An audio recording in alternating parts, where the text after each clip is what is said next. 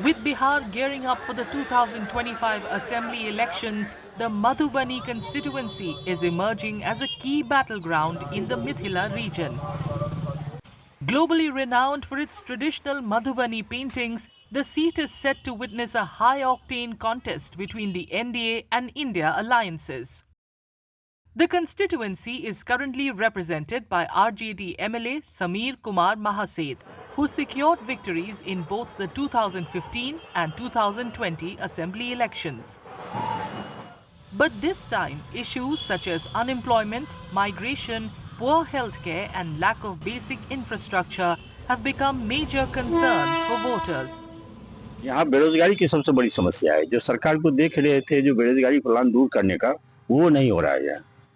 ये समस्या ये है, यहाँ चीनी मिल खोलने वाला था, वो चीनी मिल भी अभी नहीं यहाँ खुल रही है। मजदूरों का पलायन हो रहा है। विगत 5 वर्षों में मजदूरों का काफी पलायन हुआ है। जैसो शिक्षा की भी स्थिति बहुत खराब है, स्वास्थ्य व्यवस्था बदतर है, अस्पताल में डॉक्टर नहीं आते हैं। जैसो यहाँ पर जनप्रतिनिधि लोकल समस्या जो है, जैसे वाटर लॉगिंग की समस्या है, पानी की समस्या है, इस सब पर कोई ध्यान नहीं है और भगवान भरोसे है, यदि थोड़ा सा भी पानी हो जाए तो झील बन जाता है।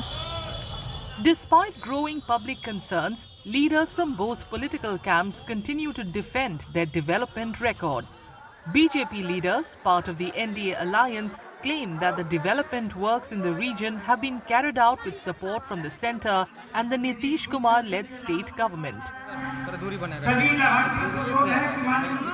यहाँ केंद्र के द्वारा और बिहार सरकार के द्वारा जो विकास हुआ है, चाहे आप निधि चौक से रोड का चौड़ीकरण आप देखते होंगे जो अभी प्रायः बन भी रही होगी, तो यहाँ से लेकर रेलवे स्टेशन तक, स्टेडियम हो, चाहे यहाँ केंद्रीय विद्यालय आना, चाहे आपने देखा होगा जो चित्रकला का, मधुबनी पेंटिंग का बहुत बड़ा जो आपका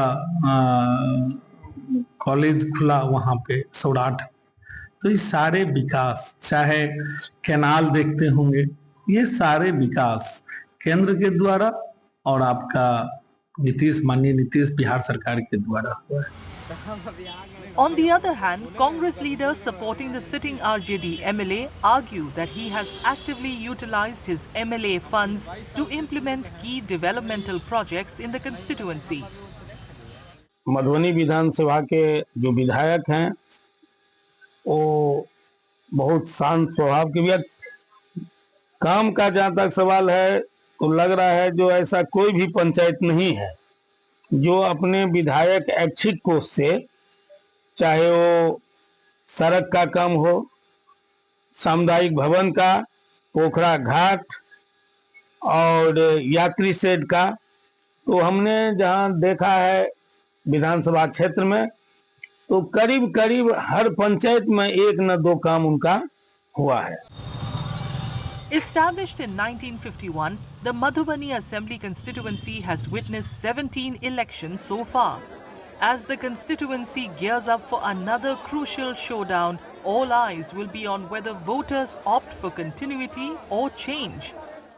Bihar will go to polls in 2 phases on November 6th and November 11th, with counting scheduled for November 14th.